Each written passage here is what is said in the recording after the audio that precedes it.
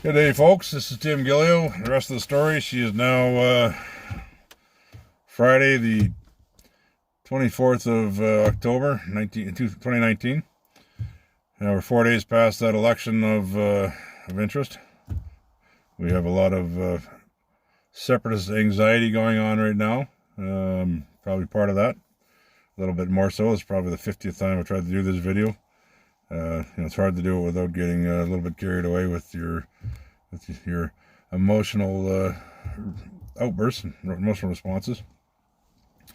We have an issue where we're dealing with our stuff. We all know about the PMO thing. That worked in our favor, and it's actually more beneficial now that he's sitting in power again, because now we have a person that has been identified by his own attorney general as a criminal, or knowing and allowing criminal activity to behave.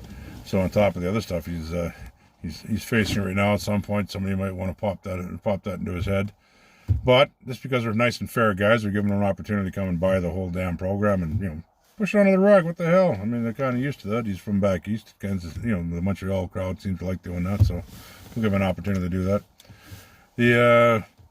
We did get a hold of him. We went for a meeting today, and we dealt with what are we going to do with the field service management system. We have a law firm now that's wanting to look at some more information. They're looking into to see if they can represent the class action suit. There's a really large law firm. They've done a lot of pharmaceutical companies and a bunch of other stuff.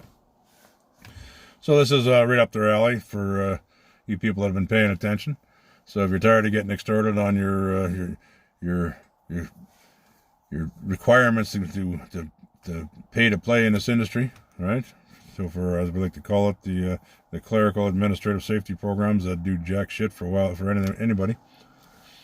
So other than that, we have an issue. The fact that for 17 years we've tracked it, and everything we say, as we went out in the lawsuit to the PMO that's finished now, everything we said is uncontested. It's sitting in that lawsuit. It's all part of judicial history from now on. If anybody needs a copy, something happens to the industry, you want to prove that these 637 officers, directors, the 64 oil companies, anybody involved with any of these people knew or should have known, whether the safety program, the people running the safety program knew or should have known. She has file number 22760, Dawson Creek Registry. Pay for a copy of it. Submit that with your lawsuit. There you go. You have a whole world of people to put a whole world of hurt on. That's the reason we did that, so that we have no matter what happens to me or where I'm at, there you go. As citizens in Canada, you have a actual reference to it. As the Americans go, all this information has been entered into the Donald Trump administration, including references to the use of the core certificate of recognition programs in the United States, and then the ComplyWorks and ISN compliance networks that go along hand in hand, that generate your corruption. Now, to make the systems legal, what they do is we go from a network of for the government side, through your WCB boards, you run your core programs, or your C Corp programs, Me Corp, depending on what size you're. Core being certificate of recognition, C Corp small employer, and Me Corp medium employer. So when they run these through, we've dealt with this before, they're voluntary. The industry gets involved. They make them requirements. You take a voluntary system, now you make it a mandatory system, then they control the aspects of the system through the compliance. They're all privately owned networks that they're working for. The only thing that's not privately owned is the insistence on the government to add that the industry service companies like myself have to take a course called the Business Plan Developer course. That Business Plan Developer course taught part of the field service management system. Field service management system being known to the industry and the government through our work, our marketing efforts, and our development efforts, starting in 2002, 2003, leading up until I guess you could say today. Now it's just trying to educate them on their liabilities and responsibilities, and what they should do to try to stop some of the stupidity that they're going through, whether that be the industry or the government.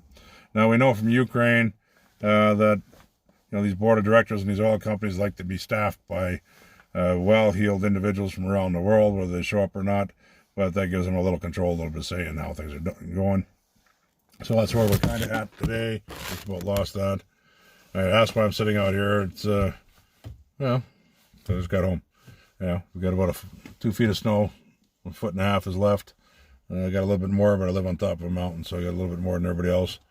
If I turn the camera on, you can see she's coming off the roof of the house. There's about a 4-foot overhang right now, ready to drop. So that'll all melt here in a few days, hopefully, because if it stays for the rest of the winter, she's going to be one hell of a lot of plowing. Other than that, let's get back to where we're at. We have the field service management system again. So we have a law firm looking at doing a class action suit. Well, we still got to capitalize somewhere. I mean, we were robbing Peter to pay Paul.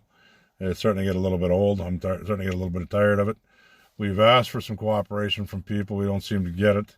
The class action suit is for your benefit more than my benefit. It's to put a stop to this asinine stupidity. I mean, all you're doing is taking your money. So every time there's been no work, now your tickets are expired. So now you got to go beg your grandma on her damn deathbed for some money, so you can go get it. You can go buy some tickets, so you can stick your dying grandma's money in the pockets of millionaires and billionaires that are primarily from back east. And that's what the hell you're doing. So if that's what you want to do, you just carry on. I'll tell us, I don't worry about the class action suit. I said we'll go to somebody who can actually use this to shut the whole industry down. You think that this election shuts you down? So seeing as we're not getting any support, that was one of the conversations that we had today. Why don't we sell it to Soros, Sayer, or the Rockefellers? I mean, you might say they're all the same, but they're actually competitors. So when you look at that, you want to set up the competitors so they have a chance to feed off each other. We have the industry, but the industry, they're full of Bay Street bankers that ain't got a damn clue. I mean, where's Bay Street? Toronto, right? Who Toronto elect? I think they elected Liberals. Oh, that's why, because Bay Street's Liberals. Why are they there? They're always there, right? So, we got the geopolitical crap going on with the U.S. They start, these indictments ever get opened up. I have a funny feeling a lot of these people are going to get nailed under the executive order from December 21st, 2017. It went into authority on the 1st of January 2019, which is the confiscation of all assets of individuals and groups involved in organization criminal activities such as corruption and human rights abuses. There's more to it, but you say that's America's Canada. The law is actually designed for foreign activity that touches or deals with or focuses on the U.S. We're 95% owned by the United States. Our industry is, which is our genius politicians, which allow the foreign ownership limits to get as high as 95, as high as 100%, and then at the same time, just for fun, or in the old school we used to call it shits and giggles. We'll let them, we won't even tax them to take the money home. Then you wonder why we got people dying on the streets and people starving to death and why, but, it's fine. It's fine. We all know the immigration issue, but, our government really doesn't give a shit about you. And that's one of the things that's coming out in the separation stuff that you're hearing today. And it's going to just keep growing and getting stronger and stronger. So that's one of the avenues we can go. We can say, okay, the hell with this class action suit, even though we got it sitting there, we got people sitting there ready to mount it. But that benefit you people. You don't seem to want to be benefited. You want to sit there and cry in your beer. So you go ahead and cry in your beer, and you get too tired.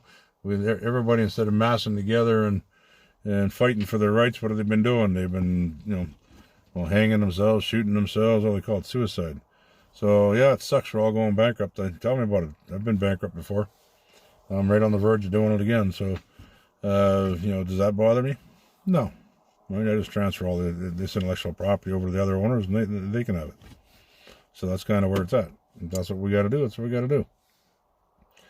But before I do that, I'm going to damn well sell it because it's an asset, and it's a big bloody asset. So, here's how big is an asset that controls the criminal liability of all your politicians, of all the 637 very powerful, probably the most powerful people in Canada, right? The 64 oil and gas companies. Now, here's the problem with it. You just got to get, okay, who's going to promote it for you?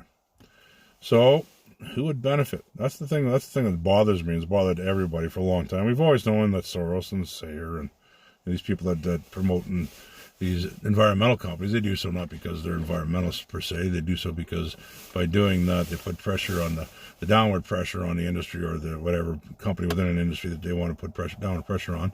They can short the company. They can do all sorts of neat little things to make themselves a ton of profits. The interesting part is they always own. They never just own one thing. They don't just own an environmental company. They also own the other side of it. So, there we go. I'm in the dark. Oh. So, I guess I'll turn the lights back on. So, I mean, you all know, I mean, reality, you people know that. I'm not going to preach to you, you're not retarded. You know, the industry knows that. There's something going on where, you know, the people controlling it, you know, the CEOs are pretty good guys. I mean, a lot of these built these companies, but, you know, to get the money from Peter to Rob Paul, what the rest of us do, they got to deal with the banks. People in the banks aren't always such nice guys, as you know, most of us know. So, you know, what do we do with them? I mean, the industry can come by and say, okay, we're going to buy that, and we're going to justify that, we'll make this right, we're going to get our efficiencies, we're going to increase our profitability by 15 or 20%, we're going to stop with this crap, with these dividends until we get this industry back on its feet, we're going to look after our people. Holy crap, wouldn't that be, that'd be cool, eh? You know that ain't going to happen. That should happen, but it's not going to happen. You know, in the old days that might have happened, but it's not going to happen anymore. You know, these shareholders are primarily American Wall Street bankers because their economic easing down there. You know, all that did is put enough money into the hands of the same people that caused the economic crash, or the housing bubble to crash and take out half the damn world in 08. It just you know, it made them liquid again and put everything back in their hands and made everybody else suffer to pay for it. So, you know, unfortunately, our politicians, doesn't matter from what stripe they are, or what country, or where they are, the politicians have, most of them anyhow, are got a little brain damage thing going on.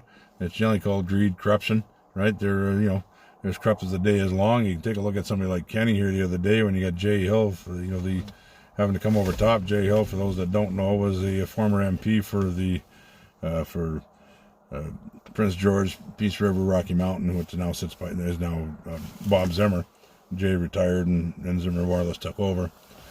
But Jay's, you know, lives in Calgary now, and he come out over top and he said, look, this, you know, Kenny, what are you doing? You know, this crap of having a quote, you know, we'll look at it. We'll look at having a referendum on equalization 2 years down the road. He said, "Are you stupid? Right?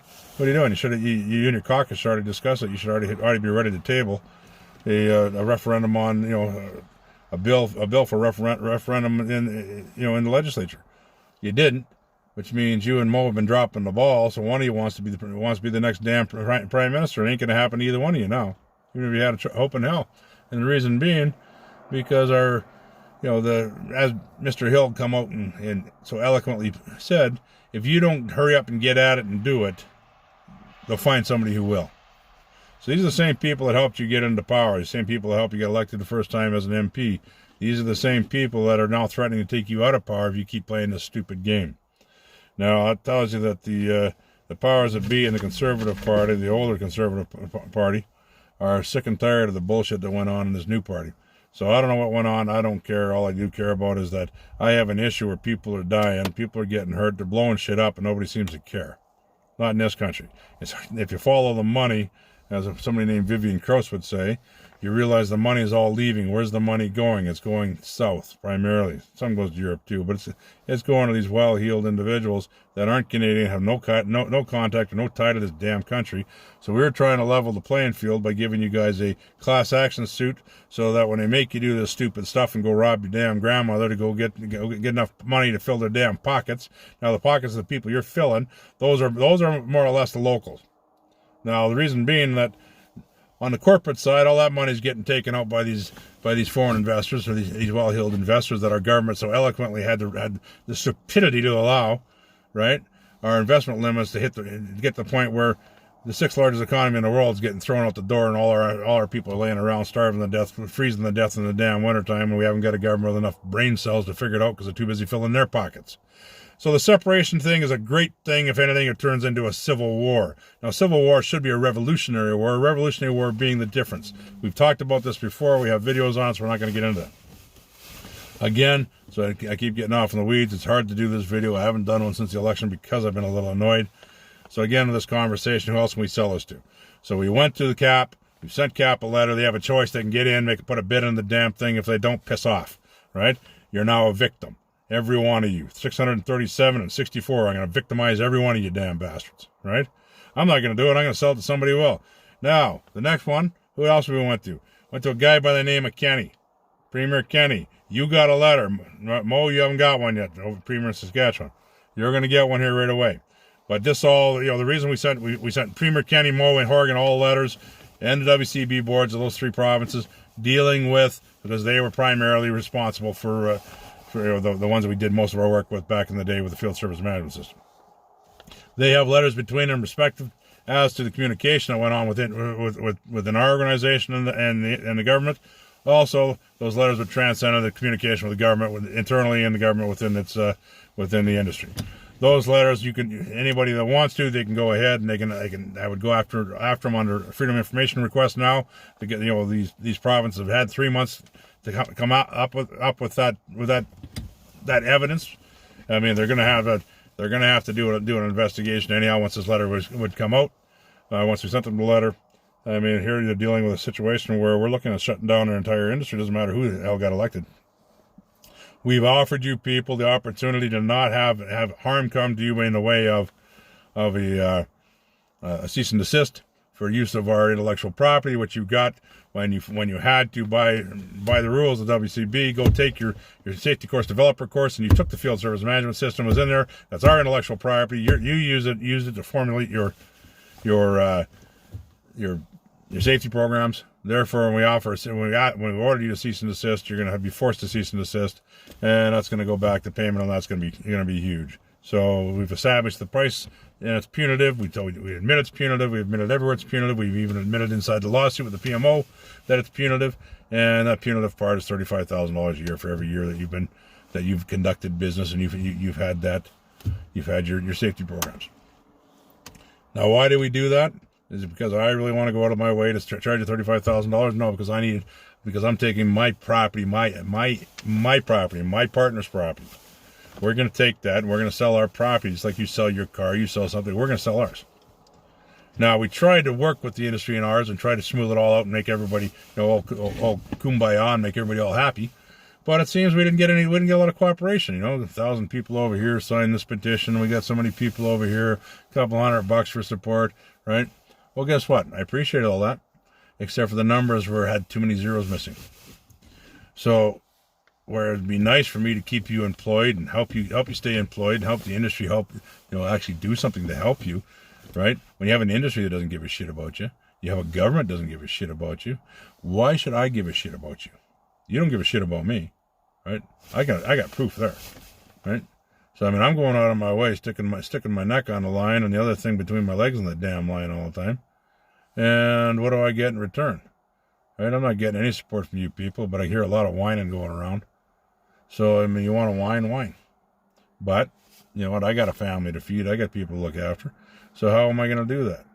Right, well, there's 17 years with information that we've placed. We've been nice enough to put that in, so you have that again in this court document, right? You can go ahead and pay for the transcriptions. Already transcribed. The judge asked it to be transcribed, so it is transcribed. So you don't have to pay for that. You just have to buy the document. Again, if somebody gets hurt, there it is, right? They should have known. They did know, and everybody knew. I mean, it's gone to the damn courts. How can you say you didn't know? So there you go. We've done that for you, right? Now, the class action suit, we got a lawyer sitting there, except for I don't think I have enough support to give a shit. Right? I mean, I'm a little disappointed. Yeah, we went through an election, right? I don't know how much longer I'm going to sit on this. So we've gone to the PMO, say, okay, field service management's up for sale. We've gone to the Kenny, it's up for sale. We've gone to Canadian Association of Petroleum Producers, okay, it's up for sale. Now, CAP has an issue that we didn't talk about all the time. I don't try to bring up all the issues at once, so today I threw this one in just because it was kind of a nice little wild card. When we were dealing with the field service management system in Saskatchewan in particular, where of course Ralph Klein was the main focus in Alberta here. We're dealing with Saskatchewan. We had a guy by the name of Brad Wall who got elected. Hell of a nice feller. We congratulated him and moved forward with letting him, bring him up to speed on what we're doing with Alberta next door. That would have been kind of cute. I'll call it cute because there was a guy who sat as his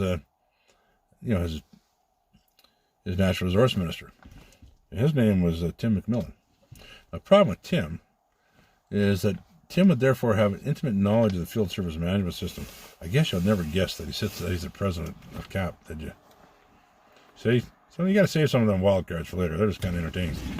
So we're sitting with that one. We got that, and of course we got our association, our close association with Birchcliff, where the chairman of CAP, the CEO of Birchcliff sits, that we've gone on our way to explain to people over time. Now, these associations, oh, here we go again, folks. I'm going to turn on my lights again. These associations, they have one good thing for us all, is that they just, there's kind of more to the story. But anyhow, so we're looking at, if we have to go to the environmental side, like the tides and all those guys don't have any money. They're all they're all funded by, depending on who their funding source is. It's either Soros Open Society, or it's Sayer, or it's Tom Sayer, or it's the Rockefeller Foundation. Now, the reason these groups fund it, especially when you start looking at Soros, is heavily involved in Canada's oil and gas industry. So is Sayer. Sayer made all his money in oil and gas. And of course, the Rockefellers were the founding organization in Canada's oil and gas industry, where they were the chief sponsor of Maurice Strong, who has also developed the environmental industry. Now I'm laughing because he's also was instrumental in the UN too. So that's, as a Canadian, he died in 2012, but I got to meet him in the 80s through through my father-in-law at the time. It was kind of it was an interesting guy. Like I said, if you can't get things one way, do it another way. And there was definitely an example of how the Rockefellers, Soros, and Sayers work. So by manipulating, when you're part of this environmental movement, no different than part of the oil industry, you're being manipulated to one side or the other for their benefit and their profitability. So that's kind of where it's at. So if you want a competition, the reason they're not 100% working with each other all the time is because they're competitors. They're direct competitors. They're direct competitors. So we're Soros, we've dealt with Soros. So now we'll go back to Soros.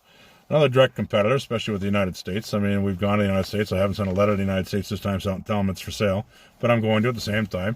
We'll go to the Chinese. Right now, we've been to the Chinese. The reason being, the Chinese are direct competitors. Now, none of this is good for Canada, right? We have to go to this respect, but we're dealing with the prime minister's office, which we've proven and gone to court because they're not good for it. But we've given them an opportunity to buy it. Therefore, they can try to do whatever they want to do with the industry to try to smooth it out.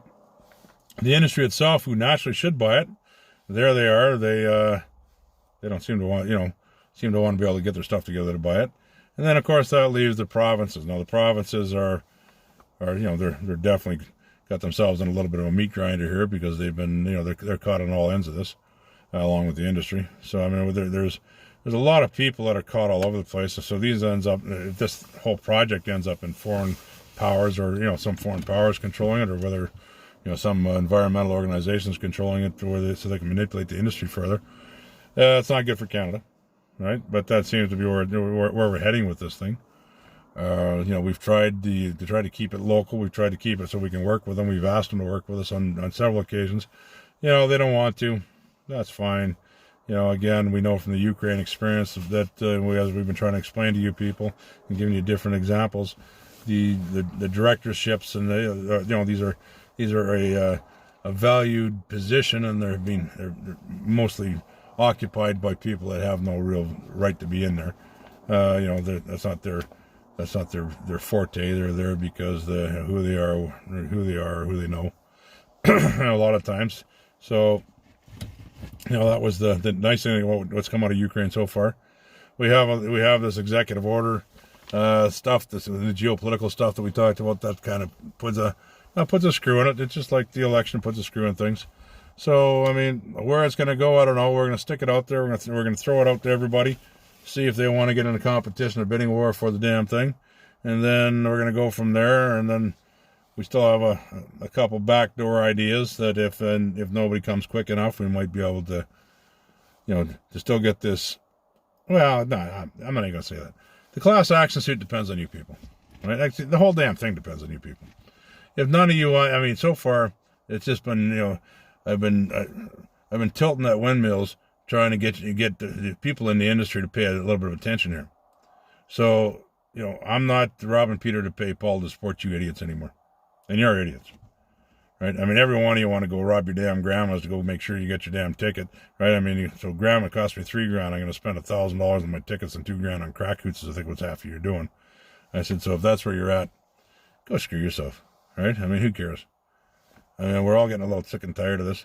We only got so much time left, and if it's like separation. Nobody's going to separate. Why? You can't get two of these people to get off their ass and do anything, right? I mean, that's the problem with this whole damn thing. I mean, you can prove me wrong, right? We've asked you to sign up on this, you know, sign the damn petition. It wasn't that hard. What's it about? Joining the class action suit. We've asked you to take it to your employers in the service industry and say, hey, here's your choice, right? They're going to cut your nuts out. They're going to put you out of business. They're going to take everything you damn well own unless you help cooperate. Nah, who cares? Okay, so you don't need to work for them. They don't need to be around to look after the industry. The industry doesn't need anybody, so they can shut it all down. We can all freeze in the bloody dark, except for me, because I'll sold the damn thing. And I'll be sitting somewhere nice and having a good time drinking a rum and Coke. You know what I'm saying? If that's what it takes. That's not what I want to do. But if you're not going to show your support, if you're not, if you can't afford to help show your support financially, that's fine. But you can sign the damn petition, all right? You can share this video with everybody you know. Tell them, hey, it's time to shit or get off the pot. Because, I mean, right now, I don't see any benefit in me holding this back or making my family or anybody else suffer anymore. So you guys have a wonderful day. You guys make the decision. I'll have it all ready to go next week, and we'll see where we're at. So, cheers, and hopefully we can come to some sort of agreement.